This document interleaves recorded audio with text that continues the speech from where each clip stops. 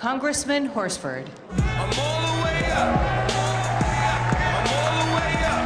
Nothing can stop me. I'm all the way up. What you want, show it what you want. This community is important to me. It's because of you that I'm in Congress and that I have the opportunity to fight for the people of this district every way possible. Fight to give the people from this community and those who have recently moved here the opportunities to not just survive, but to thrive. Now, I know what it's like to just get by, to live paycheck to paycheck. I also know what it's like to struggle, and despite doing everything right, to feel like you're not getting ahead. But because you voted, this diverse district delivered. And we came through for President Biden in 2020.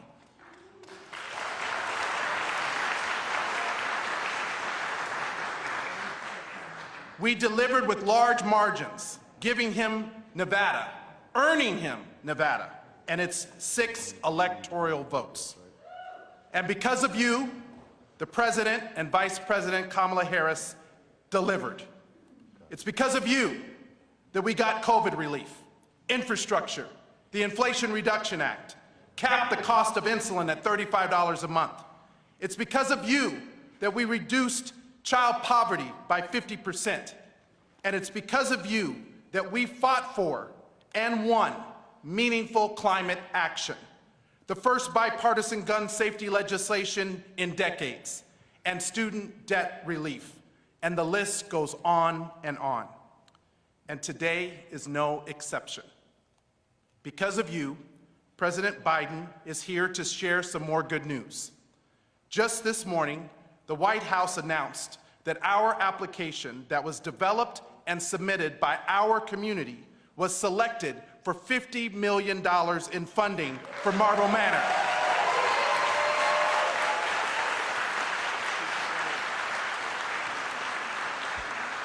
This will build 400 new affordable housing units and create economic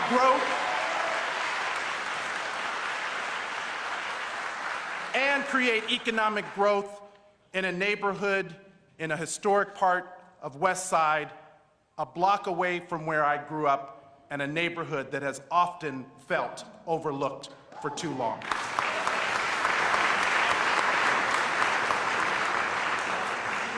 I also agree with my constituents who feel that the rent is too damn high. And so does President Biden. We understand that corporate landlords are rigging the system against us, and it's because of you that we will make meaningful reforms to make housing affordable for all of us.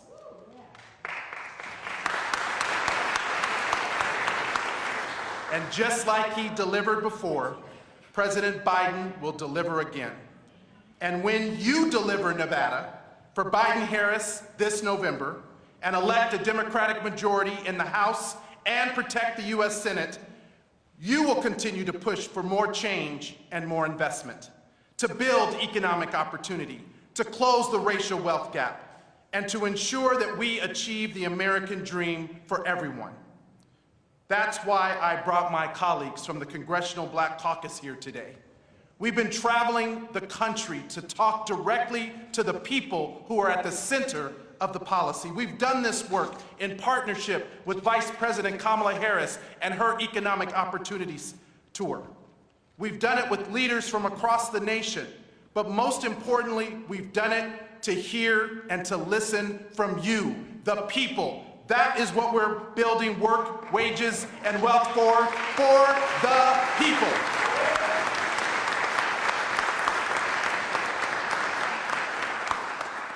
Now, democracy is a team sport, and it will take all of us, including you. Together, we can protect the progress that we've made and build on it. Together, we can build an economy that works for everyone. And together, we can protect our freedoms, our rights, and our opportunities for generations to come. Ladies and gentlemen, it is indeed my honor. Please join me in welcoming our President of the United States, Joe Biden.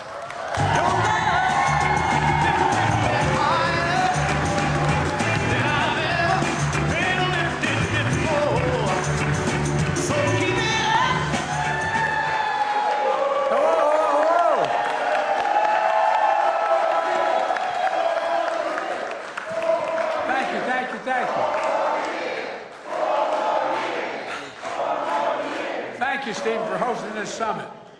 You're a good friend, and I'm always grateful for your leadership, and I mean that sincerely. And thanks to all of you for being here. You're part of an economy that I've always believed in, and we're finally building. The days of failed trickle-down economics are over. We're building an economy from the middle out and the bottom up, so that when that happens, the middle class does well, the poor have a shot, and the wealthy still do very well. We're also providing and proving that Wall Street didn't build America. The middle class built America, and unions built the middle class. But our plan is working. For example, my administration announced today that Southern Nevada Regional Housing Authority and the City of Las Vegas will receive, as pointed out, $50 million grant, allowing the city to renovate and build hundreds of affordable housing units.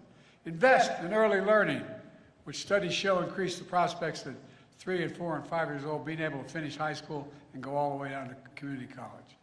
To continue to support small businesses.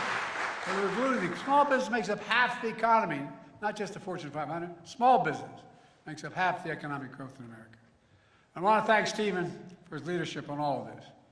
You know, it grows the economy. It's what we've been doing from the start. We inherited a pandemic, an historic economic crisis. As soon as I came to office, I signed the American Rescue Plan to turn things around.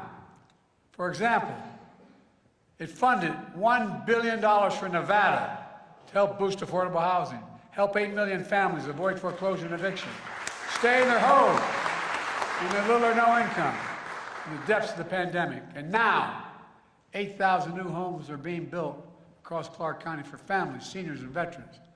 This grows the economy. It grows the economy. But that's not all. We're continuing to take corporate greed, take it on, getting our rents down. On my watch, America has been building more houses and apartments than any time during the Trump presidency. And Stephen's help, a few months ago, we came here to Nevada and announced the boldest housing plan in a generation to make housing more affordable for working families. And that includes building 2 million more homes, providing $10,000 tax credit for middle-class families buying their first home with incomes under $200,000 a year. It's going to help lower housing costs. It's going to help people start to build wealth. Today, my administration is sending a very clear message to the corporate landlords. We are going to cap rent increases at no more than 5% a year, period. We're letting them know, if they abuse the system, you'll lose valuable federal tax breaks. I've also just announced a new initiative to repurpose federal land that we no longer need to build affordable housing. Here in Nevada, that would support 15,000 or more affordable homes. It matters. This matters. As soon as we came to office, we also changed the way the Paycheck Protection Act worked under my predecessor. When he favored big businesses to qualify over mom and pop business, we moved women and minority-owned businesses and small businesses to the front of the line instead of keeping them at the back of the line, as my predecessor did. This grows the economy. We increase funding for Minority Business and Development Agency, which my predecessor tried to eliminate. By increasing funding, we can help even more entrepreneurs from underserved communities grow and expand their business. We're increasing the share of federal contract dollars going to small or disadvantaged businesses from 10% to 15% of all the funding that's available. And this grows the economy. In addition, we're relieving student debt for borrowers across Nevada. The Supreme Court blocked my original plan to help more than 40 million working and middle-class American students get relief, but they couldn't stop me.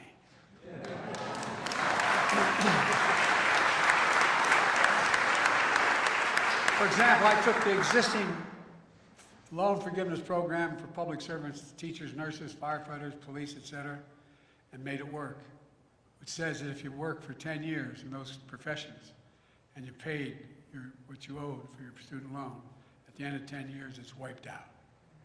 This is good for the economy, because it helps folks who are doing the right thing and finally be able to start businesses, start families, start homes, build generational. I don't know how many letters I've gotten from into the White House. Dear Mr. President, my student debt hung over me like a lead balloon. It kept me from being able to get married. It kept us from being able to have a child. I wasn't able to even begin to buy a home. And this has all changed. People just want a shot. But take a close look at what Trump and the MAGA Republicans are proposing in Trump's Project 2025. They cut off funding for all Hispanic saving institutions, all Hispanic serving institutions, including community colleges like the College of Southern Nevada, where we're here today. They will repeal my bipartisan infrastructure law that's already invested $3.7 billion for Nevada right here in this state, like America's first high-speed rail line that's going to take you from Las Vegas to Los Angeles in 2 hours, create over 30,000 jobs, and guess what? Save billions of tons because of pollution. Because people, all the studies show, you can get from point A to point B in a train or a vehicle the same distance, you take the train. We'll also invested $90 billion to replace poisonous lead pipes here in Nevada. So every child can turn on a faucet and drink clean water without fear of getting brain damage because of what's going on. We're doing the same thing by delivering affordable high-speed broadband to every Nevadan. Remember how Trump promised Infrastructure Week? Every week for 4 years? He didn't build a damn thing. Nothing. Now his Project 2025 repeals all we're doing.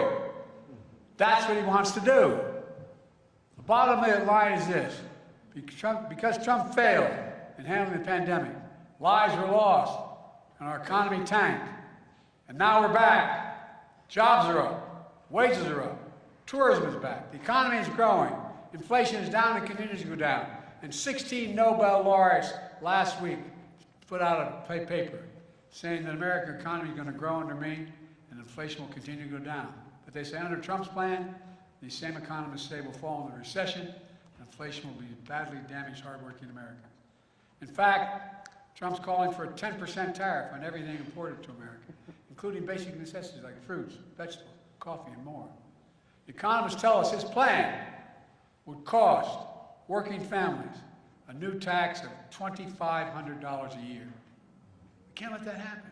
And by the way, these aren't liberal economists. These are Wall Street Journal economists. These are economists from the major institutions in America. We have to do more. That's why I'm determined to finish this job. Look, let me tell you my 100-day agenda, and I'm not going to keep it real long. We're going to make sure you own more and you owe less. That means we're going to keep relieving student debt. We're going to end medical debt. We've already made sure medical debt can no longer be put on a credit report. We also work with states to wipe out medical debt for pennies on the dollar. We're going to raise the federal minimum wage. We're going to pass the PRO Act and end union busting once and for all.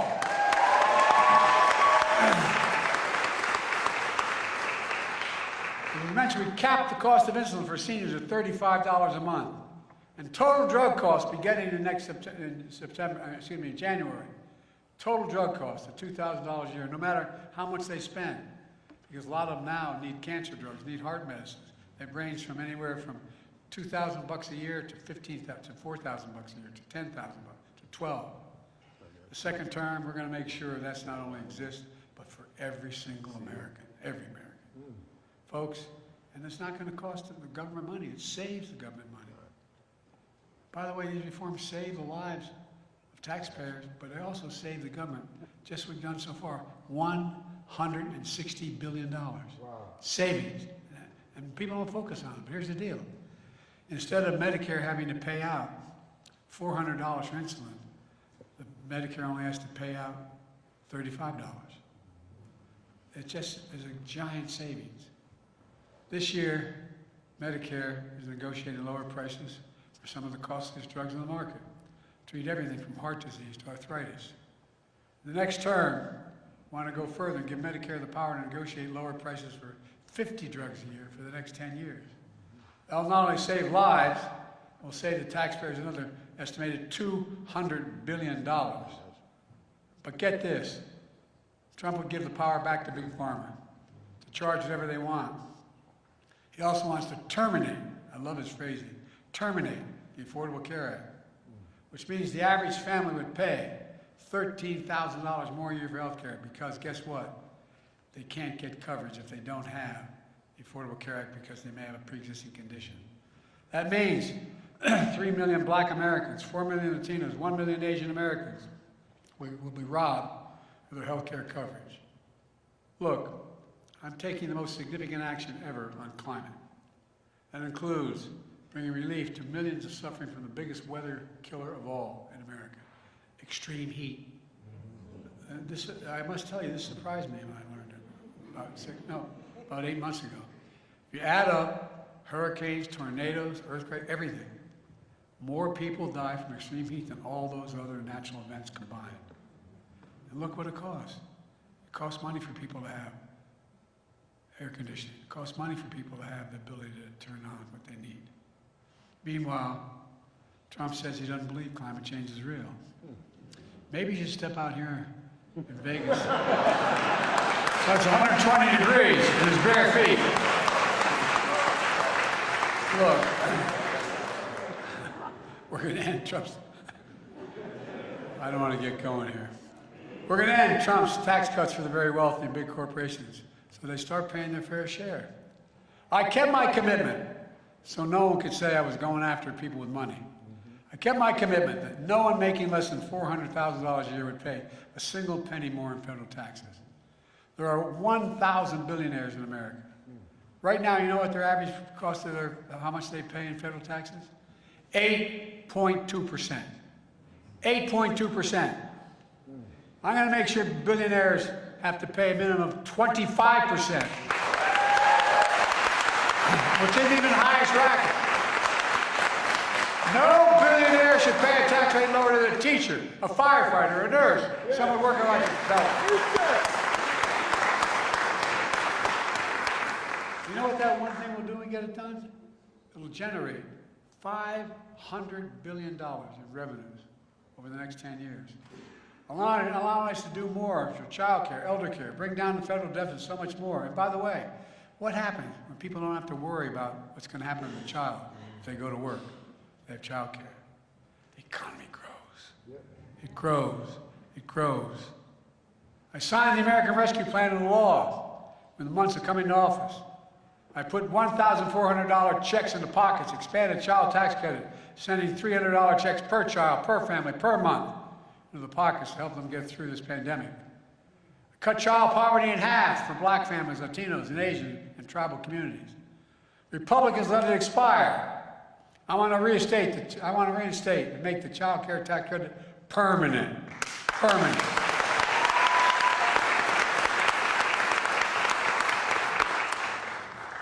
There's so much more I want to say to you, but I'm resisting. I'm told I should be shorten this up a little bit. Let me close with this. I look at all of you, I see your talent, your dedication. Most of all, I see the dignity of your work. That's what I can honestly say. Honest to God, I've never been more optimistic about America's prospects than I am now. Never. We just have to remember who we are. We're the United States of America. There is nothing beyond our capacity when we do it together and work together. And that's what we're going to do. God bless you all. May God protect our troops. Thank you. Thank you.